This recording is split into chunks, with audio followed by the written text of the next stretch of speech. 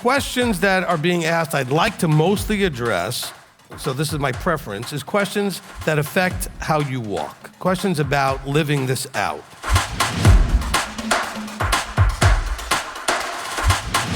What he's always told me is, tell them that if they're doing what they're supposed to be doing, they'll be where they're supposed to be. But you need a teacher to teach you what it is you need to be doing.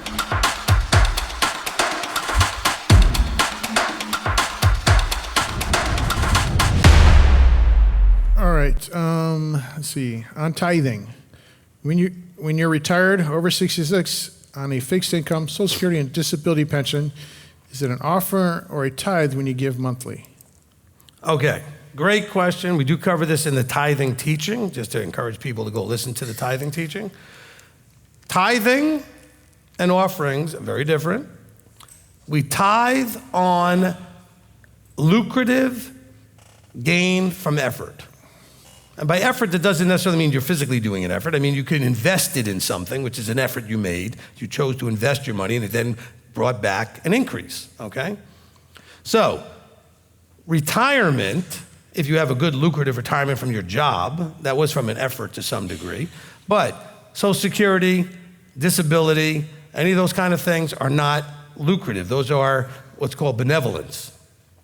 And it's actually being provided by an insurance program called Social Security, because it's SSI, Social Security Insurance. All right, so you have, these things are not tithable. That doesn't mean you can't make an offering if you want, but it wouldn't be called a tithe, all right? The requirement to tithe is on increase from effort to gain. So you work, you produce, you get an increase. You invest, it produces, you get an increase, all right?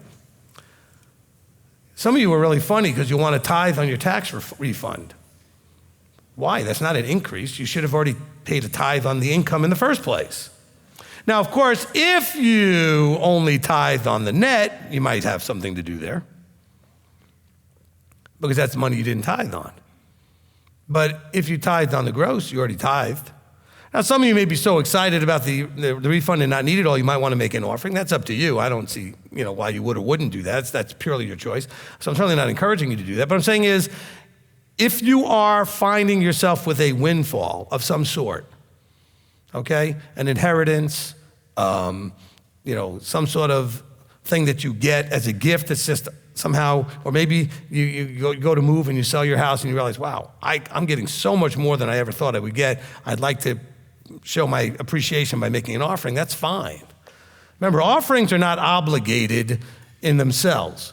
3 times a year you are, but every time something is good in your life that's happening and you know it came from above, it's probably a good idea to give some sort of an offering. But that's not detailed in what that should look like, or that comes out of your heart. But the tithing is obligated. It's mandatory. But it's only mandatory for that which you made an effort to create an increase. Okay? And so, otherwise it's not, okay? You have a family member all of a sudden that decides to give you a bunch of money, well, that's great. They gave you a bunch of money. Make an offering if you really want to. Okay, you're not obligated to, but you could. It's not tithable. You didn't do anything to get it, except be related. Okay, which may be a lot of effort, actually, to be related to some people. It's a lot of effort. But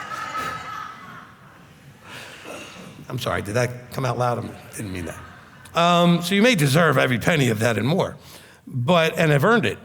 But you understand what I'm saying? So for all of you on disability, on Social Security, on what you call fixed income, no, you do not have. Now, I know that it's hard, because here's the funny thing. I've got all of these people like this person, Gary, who put that question in there, who they want to tithe. And I got a bunch of people who absolutely can and should who don't and don't want to. But I got all these people with almost nothing, but they want to tithe. And so you know what? You can give a 10% offering. It's not a tithe, but it's 10%, and it's an offering. You can give whatever your heart moves you. Just understand that the requirement doesn't exist for this type of income. But let's say you worked a really great career and your company gave you a really great package when you retired, and you're getting a few $1,000s a month as part of that retirement on top of all this other stuff the government gives you. Well, you earned all that. So that might be something you would tithe on because you worked a career to get that benefit, ongoing income. Okay? All right, good question. Next question. All right, would it be correct that in Yeshua's sermon about divorce, idolatry would fall into the grounds of fornication as he declares it the only grounds for divorce? Okay, so we are going to have a teaching called Sex 101. Everybody's looking forward to that one. Let's understand that there are some challenges in understanding the book we have because it was not written in English. And almost all of us are reading it in English. And it's been handled and mishandled and translated in all kinds of bizarre ways. So let's first understand that when Yeshua is speaking, he's not speaking about divorce. Okay? Because it says here, would it be correct that Yeshua's sermon about divorce? He never had a sermon about divorce. Okay? He was talking about putting away. It's a different thing. The Greek doesn't say divorce. There's a different word for that. It says putting away. Because if you, and then we also have to understand the idea of fornication or porneo versus adultery. Because people will say, well, you can only get a divorce for adultery. No, adultery gets you killed. Okay? Stoning is the result of adultery, not divorce.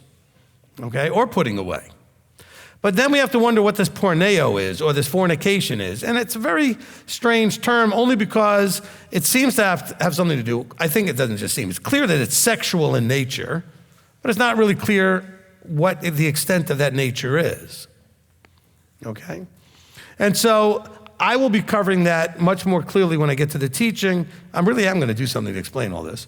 But to give it to you this way, it would be any kind of inappropriate sexual interaction with somebody you shouldn't be doing it with, but not necessarily adultery.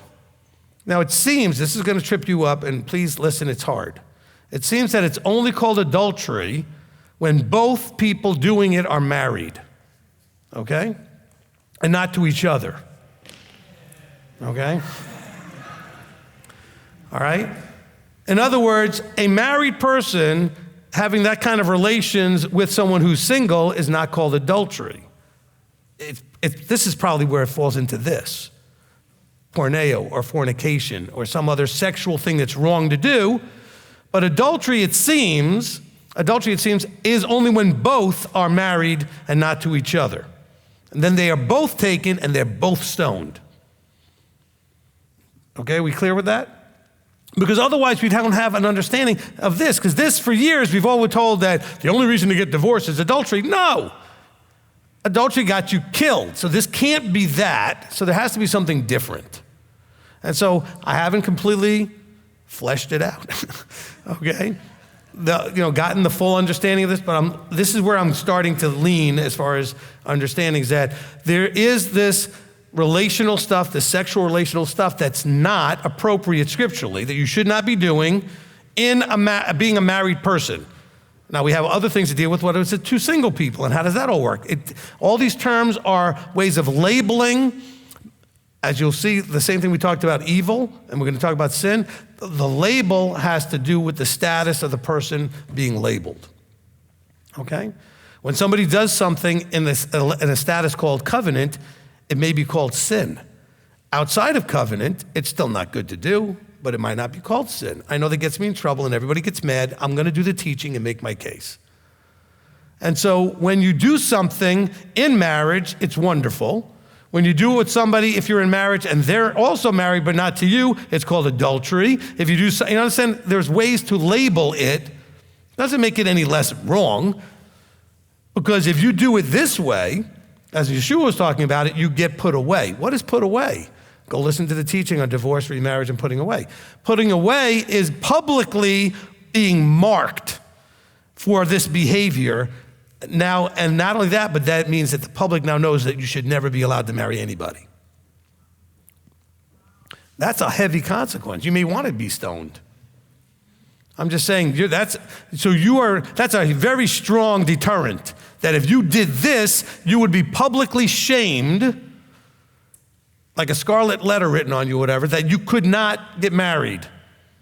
The person you were married to could, but you couldn't. And they wouldn't have to divorce you. You wouldn't get stoned, but you would be put away. This is why we have this interesting line in the beginning of Matthew where, Yeshua's father, not his father, but not the heavenly father, but Joseph, decides he's going to put Miriam away quietly, which was not something that was done.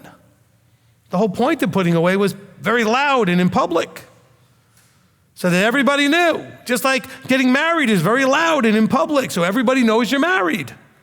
So they know that you're now no longer available to anybody else. Okay? So both directions, it's done in a very public way. Now, divorce wasn't done so publicly, but you were handed a document that said you were divorced and set free. That's never mentioned in the things that Yeshua is talking about. Okay? It's called a Sefer Kritut, okay, which is this document that says you're divorced. It's a writ of divorce. And you'd have that. Okay, now you also would be put outside, but it's not the putting away. In other words, if you're kicked out of the house, so to speak, and given the Sefer Kritut, you're divorced. And then you're free now to marry anybody, do anything you want. Well, within the confines of Torah, right? But you were now free as if you were a legitimately single person and no longer responsible for the marriage you had before. So hopefully that kind of helps here. But let's understand the challenge we have, because people will say, but it says that God hates divorce, and I'm telling you, it never says that anywhere. It's a bad translation. The word in the Greek and the Hebrew never says that. But in English, it says it in all your Bibles. That's a problem. For you, it's not a problem in general, because if you dig under it, if you have a teacher that can help you understand. But it doesn't say that, okay? And we need to understand and accept that reality. It doesn't say what you want it to say or what your Baptist pastor told you all your life or whatever charismatic. Well, it doesn't matter. Wherever you learned it in Catholic school, it doesn't matter. It doesn't say it. It says it in English, yes. It wasn't written in English. It wasn't even probably written in Greek, probably written in Hebrew first. But the Greek doesn't have it that way either, okay? And you can understand that because the way it's describing it isn't describing a situation that would lead to divorce. So then what would lead to divorce? Anything. Two people deciding they don't want to be married. I don't want to callously make this like this simple thing. Divorce, I counsel a lot of people on the brink of divorce on a regular basis. It's not a good option. I talk to a lot of people that have been divorced, and it is not a good option. It may, though, be better than being miserable and tortured in the relationship you're in.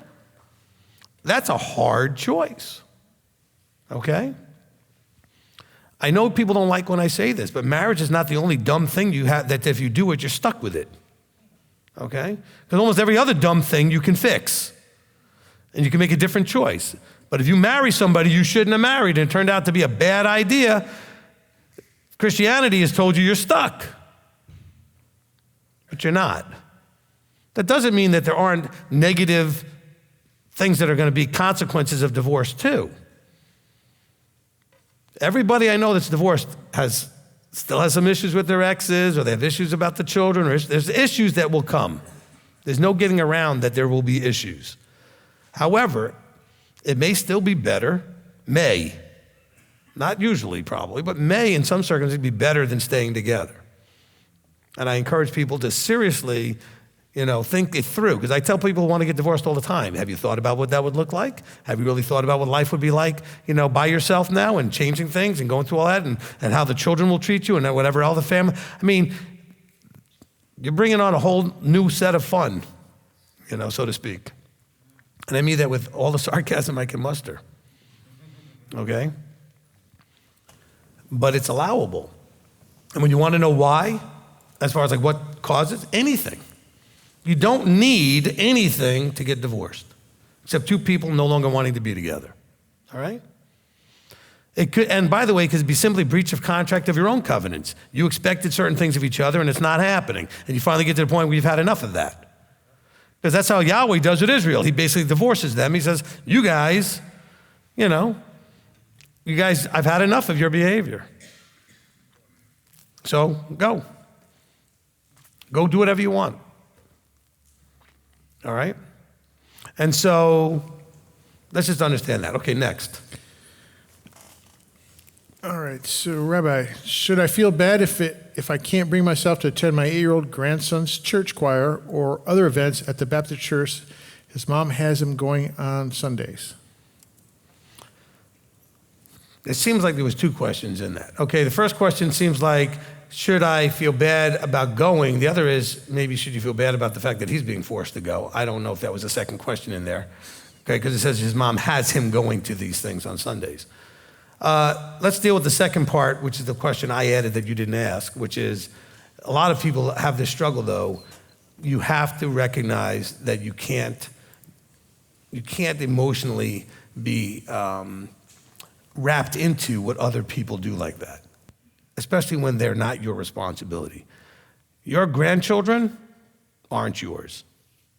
It hurts a lot of grandparents. They're your children's children, not yours, okay? You do have a relationship, barely, all right? And only to whatever level they let you. But you don't have any authority, not really, and you don't have any responsibility. It's all on the parents and on those kids. And so you have to disconnect emotionally from that negative stuff. You can't allow yourself to get hurt so much watching your grandchildren do things they shouldn't do. And there's a lot of other things that I get on a regular basis from people that their grandchildren are going and doing this and their parents are letting them do that. Well, that's if you have a problem, talk to your children. You do have a relationship with them, but they're not your kids. The grandkids are not your kids. So if the grandchildren are children of your son, then you go ahead and talk to your son and say, look, son, I know they're your kids and you're an adult now, but I really would like to talk to you about what you're doing with these kids. And if it's your daughter's kids, they say to your daughter the same thing. But realize they don't have to listen to you. They're adults and it's their kids. They're not yours. I've had to tell at one point, both my parents and my wife's parents, not to get involved in certain things because they were not their kids when they wanted to correct my kids. Okay? So I'm not saying it was both parents made the same mistake. Because it's a typical grandparent mistake. Grandparents think they have authority over everything. They do. And they also think they can do whatever they want. Nobody should ever stop them. Especially grandmas. Well, I'm grandma. I'll do what I want. Not in my house and not with my kids. And I told both of them to stop. Especially because I was standing right there. I said, excuse me, I'm here. I can correct them. You don't need to do that. They're not yours. They're mine. Okay? Now, the feeling bad about not going. It's certainly reasonable that you will have emotional challenges when you don't get to do something you'd love to do because it's being done in a church on a Sunday or whatever it is that you don't want to do. You don't want to be involved in because or they're doing it on a Sabbath somewhere and you can't break the Sabbath to do it. You'll miss weddings that you'll regret missing, but you'll have to miss them. You'll feel bad though. You'll feel bad because you'll want to be there and you don't want to cause them to be upset with you. Although we've heard some really good testimonies, especially back in Unleavened Bread, of somebody who didn't go to a wedding, and the person whose wedding it was got the rest of the family to appreciate that she respected why her aunt didn't come, okay? Or whatever it was, okay? But you have to make your stands. Yes, you might feel bad, but you have to not let that drive your decision making. What have I talked about now over and over and over again? You cannot let your emotions drive your decisions. That's a almost surefire, path to disaster, okay? All of you, absolutely, if you're more than 3 seconds old, actually, probably as long as you're 8 or 9 or 10 years old, at some point you start to realize making decisions when you're upset and you're emotional or overly excited and emotional generally doesn't go well. At some point you figure that out. Now, but you don't figure it out enough to stop doing it, but you figure it out. But you have to get to the point where you stop doing it, right? So when it says, should I feel bad if I can't bring myself to attend? No, you shouldn't feel bad from a decision making, but just you might be sad. I really wish I could go. I would love to be there, but I'm not going to go there and listen to them sing Christian choir songs in a Sunday church and all this stuff. I wouldn't go for lots of reasons. One of them, if nothing else, I don't think I could sit there and listen to it. Okay? I don't. There are some congregations that I'll put on just to see what they're doing, and they'll be singing really standard Christian hymns. I don't know their hymns or not because I didn't grow up in that, but I'll be playing something and then Elder Billy walked by and goes, by the way, that's a mainstream Christian hymn goes back centuries. Because I'm just sitting there going, look, can you believe what they're doing in these places? And this is supposed to be Messianic Sabbath keeping, Torah keeping. And I couldn't sit there and do that. I don't care how good the teaching is. I couldn't sit there and listen to that. Okay? And so if I have relatives, which I don't, but if I had that invited me to things like this, I wouldn't go. Would I feel bad? I would miss it. I would miss being there for the child. Okay, if you've ever seen me and see the way the children run up and grab a hold of me at the end of service and everything, I love children. And so if this is an 8-year-old and I'm relatively close, if that's a grandchild or if it's a nephew or something, I would love to be there. But I'm not doing this. So I might be sad that I don't get to do it. I'll be sad that that's what they're actually doing. But I'm not going to feel bad about it. Okay, I'm going to feel good that I'm making the right decision. So don't feel bad, but it's okay if you feel sad. How's that? All right, next. All right, where should I tithe? Should it be to help others more local? All right, this is a really good question. Again, I recommend to all those asking tithing questions, listen to the tithing teaching, okay? Tithe versus offerings, all right? The tithe itself has a purpose. The purpose is to provide for the full-time functioning of ministry. This is scriptural. The priests were to be full-time ministering to the people through the temple service. The tithe was actually first given, we see in Scripture, to Melchizedek, who was also ministering, but he was ministering in Torah teaching, not in temple service. The Melchizedekian priesthood teaches Torah, and the Levitical priesthood does judging and does the temple service. And so the tithe is to support that, so you have those Deuteronomy 17 guys available to you all the time. So that means that you give your tithe to where your ministry is, that's feeding you, providing the covering for you, answering your questions, and guiding you. Okay? This is a vertical structure we're supposed to be in. So if you're in the vertical structure, some of you are like all over the place, and there is that vertical's there, but you kind of go here and you go here. So you're not actually under a vertical structure. But if you are, the tithe should go to that. So if you're in a local congregation, your tithe should go to your local congregation. It doesn't go to speakers all over the world. It doesn't go to, $5. I had a person tell me, well, I give $5 here and $20 here, and I do that. That's the way I give my tithe. That's not tithing. Those are offerings. Okay? A tithe was given to support the full-time ability to someone to be full-time in ministry to minister to you. So if you're watching, because obviously the people locally here, this is a local congregation, the tithe should be here. If you're watching and you go to a local congregation, but you happen to also be watching this, then you should be tithing to your local congregation. Now, let's say that this is your local congregation. You don't have one to go to. Then you would do as a lot of people do, is send it here. You can mail it here. You can go on Givelify on our donation button, and you can do it that way. And a lot of people do. Probably most of our funding comes that way because there's more people out there than there are here that are connected to or being served by what we're doing as a ministry, all right? Because you're wanting to support those that are serving you so they can do it full time and do the bigger things that are necessary, like provide the feast events. We just had a Passover event here, and Passover unleavened bread. We had over 400 people here. To do that, we spent well over, not just at this event here, but over time as we bought a tent that we've now been using. We bought a floor for the tent. We paid and rented lighting and bathrooms and all kinds of other. We spent easily over $100,000 on all of that.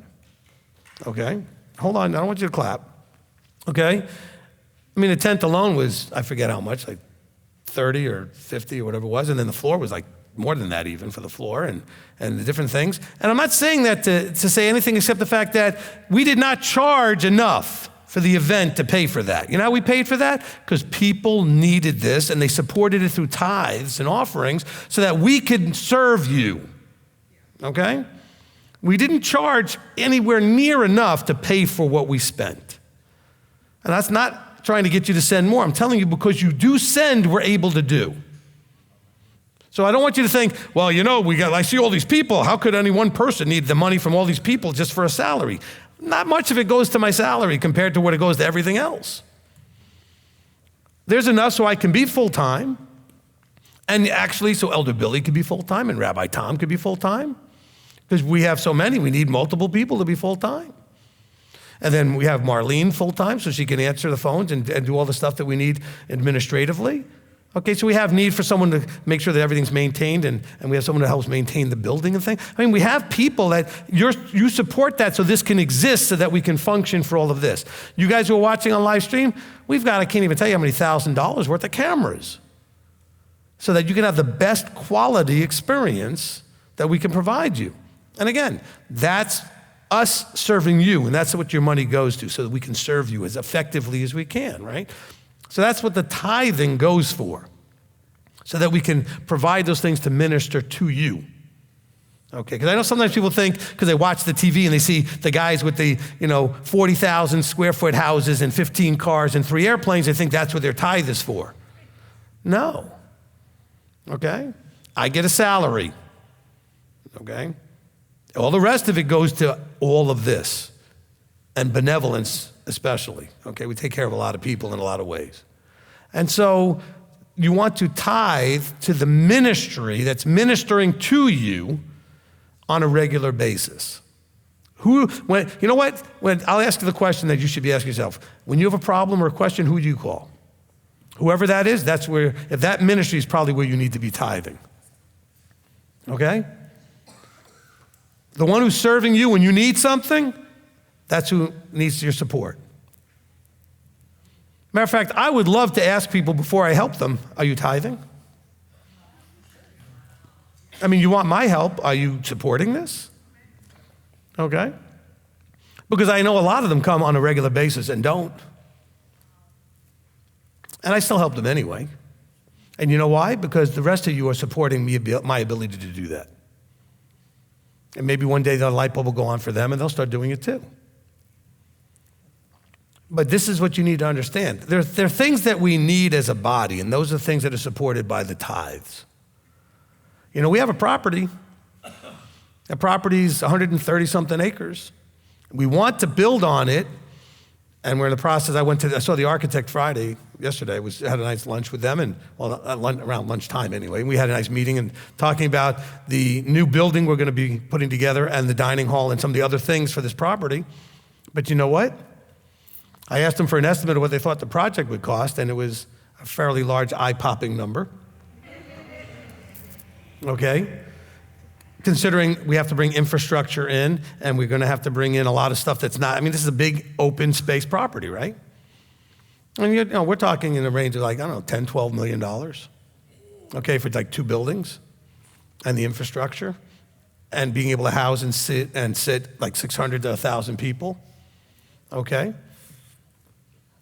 And put all of the equipment in there and the seats and all the other stuff, and the dining hall and the kitchen. That's so that we can serve the body with the best possible feast experience on our own property. Because I'll tell you what, if you were here for this one, we fit the maximum we could fit in here for Passover for the meal. 390 people, that's all we could fit.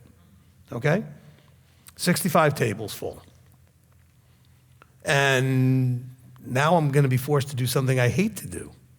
I'm going to have to tell people there's a cutoff for our meals because we won't be able to, if we get more than 390 people trying to book a meal, I won't have room.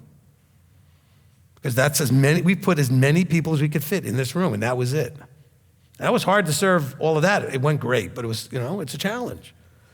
So I want another facility where we can handle a lot more than that. Wouldn't you want to be able to have that? Okay. And again, I'm not asking you to do anything financially. I'm simply saying that's where, when the tithes are sufficient, we can do these things. As a matter of fact, the third building we want to build, we're going to build the main congregation hall, like the assembly hall, and then we're going to build the dining hall, is the yeshiva. And the yeshiva academy is going to be where we can have homeschoolers, so people will have an academy. Like we tried that for a year or two, and now we're going to actually eventually have a real academy for the children. We're going to have a training center a yeshiva training center for men to be trained in ministry, okay? And so all these things are going to require a building to do them in. which that'll add another who knows what to the price at some point, right? And so, so when people ask sometimes about, where should I tithe and about tithing, just understand that it's to provide the services for you. It's about you. Where do you receive the services from? Support them so they can continue to provide and provide even more. Does that make sense? Okay, so I want you to think of it almost from a selfish point of view. In other words, why would you be giving it any place but where you're being fed from? Okay? Now let's look at the other side of it, offerings. You can give an offering to anybody you want to bless because you appreciate that they're providing you with something. So for example, when in the past I visited a congregation, even if it wasn't my congregation, because maybe I was traveling and I went and found a congregation near wherever I was traveling, I always gave an offering in every building I ever went to because I appreciated it existed for me to go to it. So I always gave an offering. I would never walk into this building as a guest or a regular and not have put an offering. Now some of you use Givelify and I get that, that's fine, but I would not be coming and not giving something because you want to at least express appreciation for that this exists so that you can do that. And you're thanking him for providing this through the offerings and the inspiration of other people and the tithe so that we can have this. But if you are watching a teaching somewhere by some other, whoever you're watching, and you really feel blessed, you want to give them an offering of some sort, that's an offering, okay? There are 3 required that you would give to where you're being fed. Those are the 3 feast offerings. That's the unleavened bread, Shavuot, and Sukkot, Deuteronomy 16:16. Those are required offerings. He says, do not come empty-handed. Okay, so those 3 times you bring an offering. And you bring according to how you've been blessed. He says, I want you to look back at how I've blessed you between the last event and this one. So when you do the one for unleavened bread, when you get to Shavuot, he says, what's happened in the last 50 days? How do you feel about what I've done for you and blessed you? Make an offering. Then between Shavuot and Sukkot, same thing. Look back on the last few months and say, wow, he's really done so much for me. I want to give something. Whatever that is, that's between you and him, right? Okay. So hopefully that answered the tithe question. That's a good question, though, okay? The only other thought I want to add to the tithing thing is the 3 tithes, right? The second tithe is every year. It's for you to enjoy feasts. Go listen to the teaching. I don't know why at least you wouldn't do that one. I mean, after all, it's for you. You get to enjoy that one. So I have no idea why people don't do that one. But the third one, this is where it gets confusing. The benevolence tithe, which is one time in the 3rd and the 6th year of the 7-year cycle, right? So you have the 3rd and the 6th year. The question always comes up, well, how do we know what year it is? The Deuteronomy 17 decision we've made at m.t.o.i is that you start counting from the year that you came to understand to do this. As soon as you start tithing, 1st and 2nd tithe, that's your 1st year of the cycle to get to the year 3 with the 3rd tithe. Now, I'm all for rounding up and rounding down, so to speak. So the tithing cycle is a Sukkot to Sukkot cycle. Some of you might be confused with that. Why wouldn't we do it from Aviv 1 to Aviv? Because this is the way it's done, okay? I'm not going to explain it all right now, but it ends at the end of Sukkot and starts all over again, okay? That's when the beginning of your counting of years is actually in Tishrei, okay? The beginning of it, because if you look at Leviticus 25, it talks about the counting of years starts with the day after atonement, with the month with atonement in it, okay? So we count years, that's why we call it Rosh Hashanah. It's the beginning of the counting of years, okay? As opposed to saying, well, that's not the first of the year, not for counting holy days. That would be Aviv 1. But for counting years it is, because you declare the Jubilee, you declare the Shemitah based on trumpets and atonement that month, okay? Different calendars are in your Bible. Leviticus 23 has the one for holy days. Leviticus 25 has the one for Jubilees. And so it's just different calendars. But when it comes to that 3rd tithe, that benevolence tithe, people always ask, well, can I just give it to homeless people or these people or that people in my neighborhood? I guess you could. I mean, it doesn't say, but the thing is, you're going to take that tithe, and are you going to give it to people that are the right people? When I by right people, I mean, are you going to be enabling something? Are you going to be helping to cause somebody to be more entitled? Are you going to be throwing it down a bottomless pit? Anybody ever do that? Okay, lots of you have given money to people and realized that was a mistake. So we see scriptural understanding of giving it to the priest, in this case, the Melchizedekian priest, and allowing the priests to vet that through and decide how to give that out. Because we vet to make sure that we're not enabling. We ask tough questions about why they're in the state they're in and what their plan is to get out of the state they're in before we throw any money at it, okay? And we help a lot of people, okay? We thousands and thousands of dollars of help a year, but it's not just given out all willy-nilly, okay? And so that was an inside joke for some people. The willy-nilly part. So the key is that you can give it here. And if you give it here, we have a separate bank account just for the benevolence fund, and that money is used only to help people, okay? And so that way you know that that's what it's there for. We help people come to the feast. We help people when they, something terrible happens in their life and they have some, horrible immediate challenge that they'll be able to get out of at some point, and then we help them make that plan to get out of it. But we want to know how you ended up where you are and what your plan is to get out. And if you don't have a plan to get out, then you must agree to make one with us so you have a plan to get out of the problem that you have, okay? And that's critical, okay? That's critical. All right. Kurt, is there anything else on that? Because we have 3 people here that had not going to ask questions before they want to ask questions that I can get up here. Yes, I got 30 more questions here, so. All right, well, let's hold on that. We only got 30 more minutes. So, Steve, you said you had some people here that did not ask questions before that wanted to ask questions? Harold, Randy, and then Selena. Okay, so let's have them come up. My question has to do with Shabbat, since we were talking about that earlier in conversations. Been a while back, after an hour of Shabbat here, we're all outside talking, and we started talking about cars and movies about cars and stuff. And on my way home, I thought that that wasn't proper. Would that be proper conversation for Shabbat or not? Okay. This is a really challenging, I was going to say challenging subject, but it's really challenging to do. Okay, we are to keep our focus on the vertical, but it's almost impossible in a social situation to do that perfectly over the 24 hours of Shabbat, or the 12 hours, not counting whatever sleeping you did or whatever. But I mean, it's really hard to do. And so I would say, look, he wants us to love on each other and to interact with each other, and we should make an effort to try to keep the conversation from the things that we could do on when it's not Shabbat.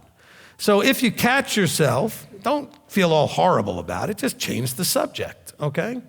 I've gone up to people, and they got mad at me, but that's okay, in the past and said, maybe you've talked about that enough for today, and why don't we just switch to something else, okay?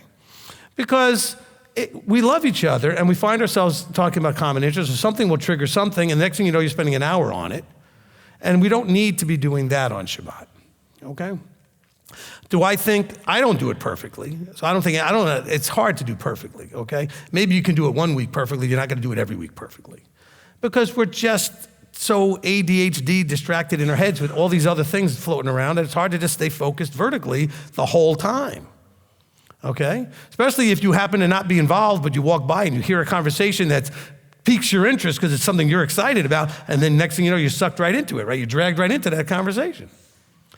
So if you can, and you're aware of it, then say, hey guys, why don't we just shift the conversation and wait until after sundown or something like that, okay?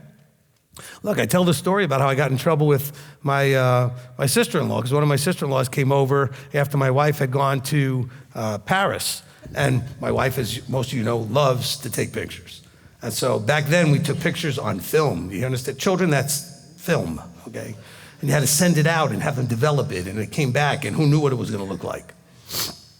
Anyway, because you didn't get to take the picture, look at it and go, no, that didn't come out good, and take another one. You just took one and hoped it came out good. And you didn't take 15 of each picture either because it was expensive. You paid for every picture. So her sister came by, it was Shabbat, so we were gonna meet and have dinner at our parents' house, and then we were gonna go spend the evening together. And of course, her sister said she wanted to see the pictures. And I said to my wife, who was almost about to take them out, nothing on her because she got wrapped up in the moment. I said, let's wait till after Shabbat. It's only another 2 hours or whatever. It's like 5 o'clock Sunday. It was like 7 or whatever it was. I said, why don't we just wait until after sunset? And my sister-in-law got so mad that how dare you? Because then she thought I was judging her in some way. I wasn't. I said, I just said quietly, let's just wait. And that's the way I think you should handle things. And my wife absolutely just said, no, we're not going to do it. We're going to wait. Okay? And so I would say that would be, for Harold and whoever, that would be the best way to handle it, is that try to be as aware as you can. You're going to catch yourself. Don't get angry and frustrated with it. Just as soon as you catch it, fix it. All right? Okay, Brandy? This isn't a question. Just want to confirm that I have the right doctrine before I ask the question. So like Luke 24:45, and he opened their minds to comprehend the scriptures, right? That's a gradual process as we come into this, just like when we got our bubble popped. You're not going to hear it every time. You're not going to accept it or receive it the first time you hear it every time, correct? Okay, he specifically opened them up like right then and there because they were about to go do something. With the rest of us, it's a gradual process, exactly like you said. Okay, so question number 1, is that what grows the maximalism approach that you teach? If you're not doing that, have you stopped growing? I don't know that they're connected. I think that if you're not doing it, it may be because you're stopped growing to some degree. I don't mean that not doing it means you're not growing. I mean, you may be struggling in that one area of growth. You may be growing in other areas of the walk, okay? But I often teach about progressive revelation. He's going to help you understand things. You start doing them, then you can understand more about what you're doing, and then you do them more, and then you can understand more about it, which is why I tell you to go back and listen to the teachings over and over again, because you're going to get more out of them each time that you missed the first times, because you just weren't ready to have that revealed to you on, like, maybe it wasn't that you didn't understand the teaching, but you didn't realize, hey, that part I didn't realize applies to me. Because through progressive revelation, you recognize, wait a minute, that's talking about me, where the first time I listened to it, I didn't realize it was talking about me, type of thing, right? Mm-hmm. So absolutely, it could be telling you there's an area of growth that's stagnant if you're not getting there, but it doesn't necessarily mean that you're not growing. Okay. And how do we, hold on. So the feasts, there's certain, not even just the feasts, there's certain things that we can't do because we're not in the land. Right? Those things that are Torah commanded, like keeping the feast, but we can't actually do it the way we're supposed to because there's no Levitical priesthood and there's no temple. If someone says, I'm not going to do the feast, is that a sin? I think that everything comes down to always Deuteronomy 8:2, right? Which is he wants to see it where your heart's at. So if they're not going to do it, what's going to matter is why. Okay? Okay, so again, this is important for all of you. I'm going to talk towards the camera here. All right? You want to be careful of the won'ts versus the can'ts. If there's a reason that you can't attend a feast, right? Something you just can't do it. He understands can't. He doesn't have a good thing with won't. Okay? If you can, but you choose not to because you don't want to, whatever, there's a reason you won't do it, that's different. Okay? Like the people that, live maybe local to a congregation and decide, well, I'm just going to stay home this week. I don't really have a reason to. I just don't feel like it. I'm tired. I want to stay home. That's not a can't. That's a won't. Okay. And so the Deuteronomy 8:2, where he wants to see whether it's in your heart to do. So when you ask if it's a sin, I think when you don't do what you can do and should do, you're in a place where you're missing the mark, which makes it a sin. Okay? Okay, and then if you work and your husband works, is your offering at the feast separate? So since you said look back at how he's blessed you, like one of you's like, he didn't bless me that much, and the other one's like, he's blessed me abundantly. Well, I mean, look, that's, when you're talking about a husband and wife and those kind of things, I think you should talk about it together, and you should come up with something together. And you could say, this is what I would like to do, and he can say, this is what I'd like to do, and you can combine that up or adjust it in some way. But you can also just give it separately. If you're both working, you could decide, I want to give my own thing. But really, as a husband and wife, I think the offering should come together, but the tithing is individual because you're each working.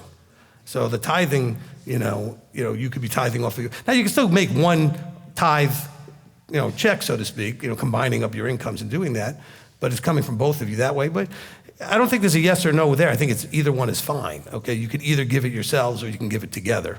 Okay. I definitely think you should, as a husband and wife, talk about it, okay? And if this is the teaching, that's fine, tell me. Yeshua was led by the Spirit in Luke, but he is the Spirit. Somebody had a question for me that was in the Christian walk, and I was like, wait. Can you explain that? Okay, well, because we're still confusing certain terms, all right? When we're talking about Yeshua being in us, the way he's in us is through this thing called the Spirit, okay? So it's not that he is the Spirit.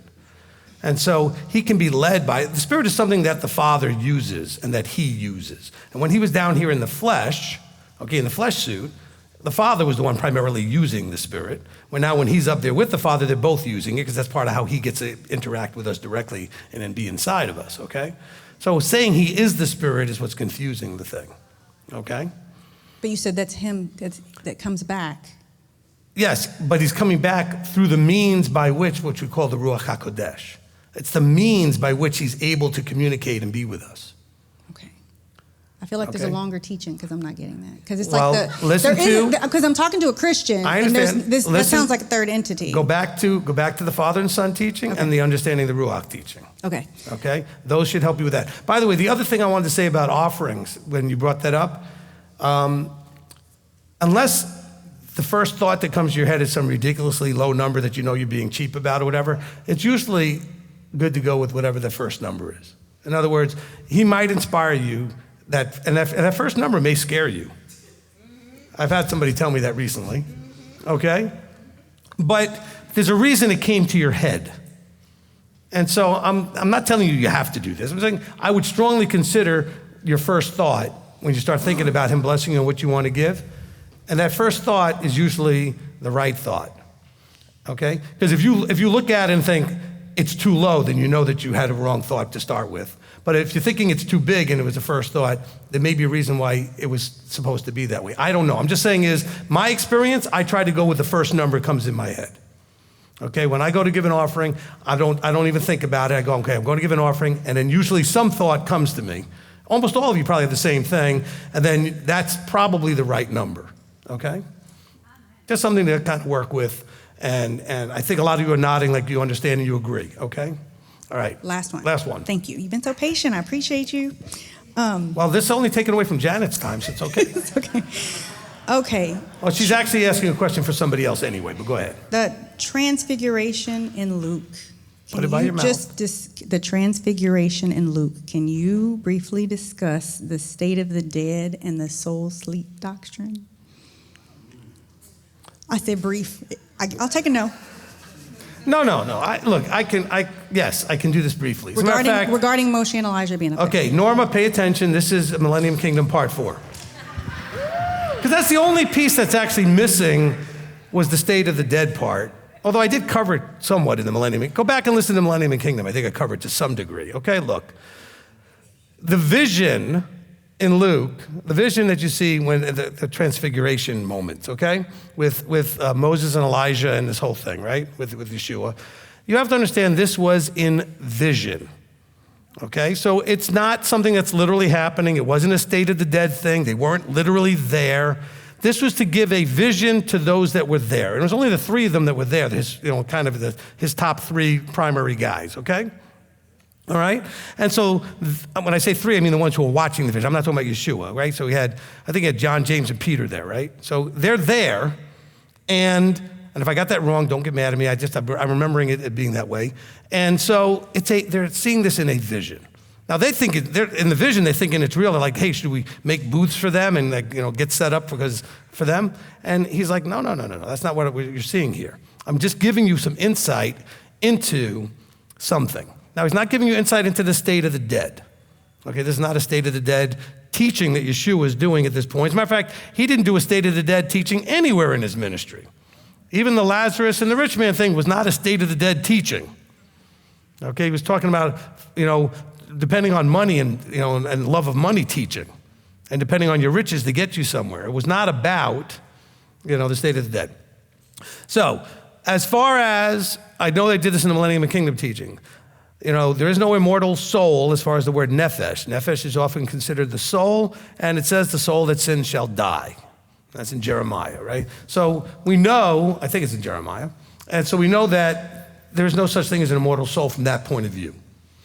Because that word nephesh simply means a living being, and living beings die. There is, however, something called the breath of life that comes into us, and that connects with us, and that's what leaves us and can be put back into a body. Okay? But that, when it leaves us, it says that the dead know nothing. It says almost everywhere it refers to them as being asleep. Okay? And awaiting the resurrection. So as far as we can tell, the state of the dead is a state of dormancy. Okay? It's like being asleep. I don't know if there's dreaming or not, but you're asleep. It may not feel like any time has passed at all, because a lot of times you go to sleep and you wake up, you don't even realize you've been asleep for 8 hours, because it just feels like a few minutes. But we will be dead as long as we're dead, and when we're resurrected, it won't feel like any amount of time at all when we come in and wake up. But we need to understand that scripturally, and I did talk about this indirectly in some other teachings and the Millennium Kingdom teachings, dead is dead. The dead know nothing. It's a place of waiting for something that's coming, okay? And so that's why I don't understand the Christian mindset of when you die, you go to heaven or you go to hell, then what's the point? Who's being resurrected? If everybody's going somewhere as soon as they die, then, and they're gonna take you, I get the people that maybe in hell think they want to get pulled out of there to be put back in a body, but why would you tear people away from heaven if heaven is whatever they're describing it to be, and then stick them back in a flesh suit just to be judged? It doesn't make any sense. But everything scripturally is awaiting the resurrection, which means that, and he says, by the way, in Hebrews 11, Paul tells us, hey, those that were all these heroes, by faith they did this and by faith they did that. He says, every one of these died having not received the promises, but they're waiting to do it with us. Okay? But Christianity brought in a bunch of pagan thoughts and all kinds of ways to scare you. And so they brought in the big carrot of the heaven and the big stick of hell to motivate you. But that's not scriptural. Okay? Anyway, Valentina. Could you please explain respects in the workplace as a teenager? Respect? So the thing is, I have a new manager. She's only been working for like about a month, and she's messed up a few times, and I don't know how to address it appropriately. All right. First of all, we need to just, especially for the teenagers who are now working and have these issues, realize that no matter how well you do it, and you may do it really well, it doesn't mean you won't get in trouble or have them get mad at you or try to retaliate. That could still happen, even if you do everything as respectfully as you can. Okay, not all people in management know how to take when something looks like they're being shown up or embarrassed or corrected by someone who's under them on some vertical level, right? But you want to be polite. You want to make sure that when you're saying it, say, look, I don't mean to be disrespectful, but I noticed that this happened and it created a problem and I didn't know what to do when that happens, or whatever it is. That's the best way to approach it, is to say, look, I don't know how to approach this, but I noticed something, and because a lot of times, especially with a new job, you may have the manager do something that then causes you a problem and you don't know what to do next. And so you have to ask, well, I don't know what to do when this happens. Especially, this is where it really gets tricky. Manager A says, do this, this, and this, and manager B tells you a completely different way to do it.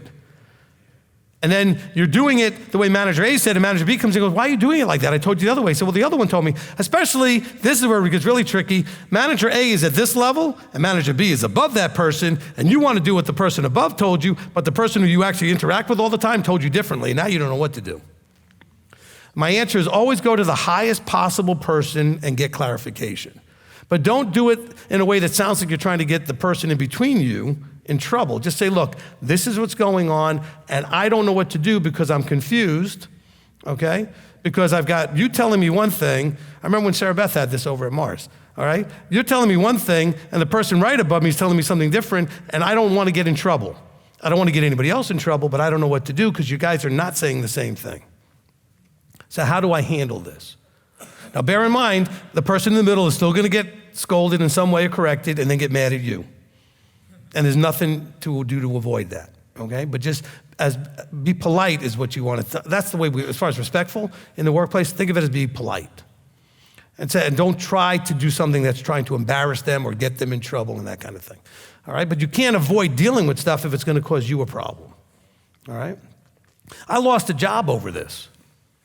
Okay, I had a job where I was I was dealing with sections of a place, and I was the one who went around and gave people breaks. And somebody was consistently coming back late from their break, which meant that if I left that section to go to another section, eventually somebody was not going to get a break, and that was going to be me. So I asked my supervisor, I said, what do I do when this happens? Do I leave that section and go to this other section to give the other person a break? Or do I stay here and wait for the person to come back? And they said, well, who's doing this? I said, I don't want to get anybody in trouble. They said, oh, no, you won't get anybody in trouble. Well, of course, it did get them in trouble. And then they ended up talking to whoever their little inside friends were and got me fired. So I did everything as proper as I could and still got fired. Okay? Because the people that I got in trouble had been there way longer than me and had connections higher up to get me out of there. All right? And the funny part was I had connections with the person 5 levels above all of them who wasn't there when it happened. And when I called him up, he said, I can't, I'm new in the position. I can't embarrass everybody between you. I have to let this go, but I'll try to make sure it doesn't happen to anybody else. I said, thanks a lot. Because he agreed that it shouldn't have happened what happened to me. He said, but he had just started in that position, although he was 5 levels up. And we had hit it off. So there's no winning in this sometimes, okay? You just got to do it the best you can and accept that the results won't always be good, but you still have to do the right thing because it's the right thing. Does that make sense? Does that help? Okay. Janet, on behalf of Selena, okay? Yeah, on behalf of Selena, and I'm just going to read it for her. So she's quoting from Luke 24, and her question is, Rabbi, help me understand what Yeshua's purpose is when he manifests in various scenes after he is resurrected. What is he trying to accomplish? How much of it is supernatural? Because it seems like a lot of whenever he's appearing, there is very random. He just comes for a little bit and then he disappears. And I can give you the verses. I'm familiar with the verses. Okay. I think it's going to need a teaching, okay? Or at least some sort of a session where I can go through and show what the reasoning might have been for each one of those appearances. But there were reasons. There were purposes that he did them for. Each one maybe a little bit different than the next because he appeared in different places and did different things in those different places. And so I'll make a note that maybe share that as something I share somewhere along the line as a separate little thing, okay? But it's a good question. But I can't just make a general answer for that, except to say that he did obviously have purposes, but they were, when he showed up and talked to these guys, it was one reason. When he showed up over here, when they were gathered over here, there was another reason. So he was trying to do certain things, and I can help lay that out for you, but it has to be verse by verse and lay it out, okay? All right, Sarah Beth. Okay, this is referencing back to the gospel readings. It came up in chapters 6, 7, and 8, that Yeshua was healing people without actually being there. And I made a connection. I wanted to make sure it was correct. Would this be similar to like when those of us text you, like we say we need something and we text you or get on the counseling schedule with you and Abba either heals us, deals us with whatever we need, or like we don't even need to counsel with you anymore? Would that be similar? Yes. Okay. Yes. And then Because again, just to kind of clarify that, see, when they came to Yeshua, they came saying, we know you can do all of this, and they don't even have to be there. Well, it's the same idea. A lot of people will text me about something that's going on. Most people don't have my number, but the few people that do, who I kind of cover, because I cover a few of the people, and they text me saying, I got a situation, please pray, and I'll type back praying, and even if I don't get the message till later, by the time I type it back, it's already been handled. It's because they're trusting that coming to me and getting in the vertical that way is going to bring what they want from him, not from me. And so often enough, it happens like the same thing, like getting on a counseling schedule and then having the answers come before you actually need to be there. Because you're trusting in the vertical and the process Trust the process. Sorry, that was for Elder Billy. Okay, you're trusting the process, and then the process brings. So that's correct. My favorite time was I was terribly, terribly sick and a lot of pain, and I just texted you in the middle of the night, or I don't know when it was, but instantly, as soon as I sent the text, the pain was gone. Amen. Amen. Can I have a second question? Sure. Okay. This is in reference to something that was brought up in a Torah study, Tisra Metzora. You were talking about the personal development teachers, and the question was brought up, like, what if they're secular, pagan, atheist? Like, why should we go to someone who's not using Scripture? And I understood your answer about, if we can get one good thing from them, it's worth going, and they don't have to be quoting Scripture. I saw a contradiction, something else you teach, which probably means I'm misunderstanding it, so I'm hoping you can give me clarity. When it comes to like the Judaism, you tell us to not study that so much because we can end up in Judaism. Can you clarify those two thoughts so we can make the best decision? All right. Well, the difference is really, if you're looking for something that's coming from we'll call it a religious point of view. In other words, if you're going to study something in Judaism, you're going to study some of their writings and the sages and all these other things, that could lead you into the same thing if you're doing it from a Christian point of view, or if you're doing it from a Muslim point of view, Buddhist point of view, whatever it is. If you're reading just a book to help you overcome fear or doubt or anger, and it's written more from a secular person who also happens to have a little bit of a Christian spin or this spin or that spin, that's not the same sort of problem as studying Talmud or studying the sages or studying Rambam, or you know what I'm saying? It's different from that point of view. Look, by the same token, a lot of people like some of the books on the book for the men and the book for the women for marriage that Rabbi Shalom Arush put together, which he's an Orthodox rabbi. And I really don't find it very appealing, some of the Talmudic and Kabbalistic stuff that he quotes, but I think the points he makes, which he could have very easily made from the Scripture, are good. And so my brain goes, I don't mind so much that he used Talmud to make the point, that he could have easily quoted a different verse in Scripture to make the point, but from where he's coming from, those are the things he'd rather quote. But if that's where you're focused, the next thing you know, you might end up in the Breslev Orthodox, persuasion, so to speak, and follow in that range, where he's from, okay? And so that's where we want to just be careful that we're not heading in those directions. But, you can't hardly find a lot of the overcoming challenges in our lives, sort of, psychology things and everything, that without finding some that are especially Christian bent, okay, or New Agey bent, okay, those kind of things. And you have to just be careful with those things. It's kind of drawing you in, all right? All right, Dwayne. So I was looking at Malachi 4:6 is referenced in Luke 1:17. Mm-hmm. And it says, and he shall turn the hearts of the fathers to the children. Could you expound on that at all? There's the concept of turning the hearts of the fathers to the children to the fathers, all right?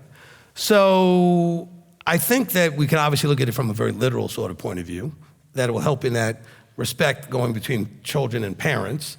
But really, I don't think it has anything to do with that. I think it really has to do with the idea, when it says turning the hearts of the fathers to the children and the children to the fathers, is looking at the elders like the fathers, like Abraham, Isaac, and Jacob, right? Abraham, Isaac, Jacob. And that the children's hearts would be in that direction, and the hearts of the fathers would be something that would be towards the children, that the children would be looking to embrace that. It has us looking in that way. The children of Israel were chosen because of what the forefathers, Father Abraham, Isaac, and Jacob, did in their relationships with Yahweh, okay? And so, in other words, it's pulling people into that proper vertical.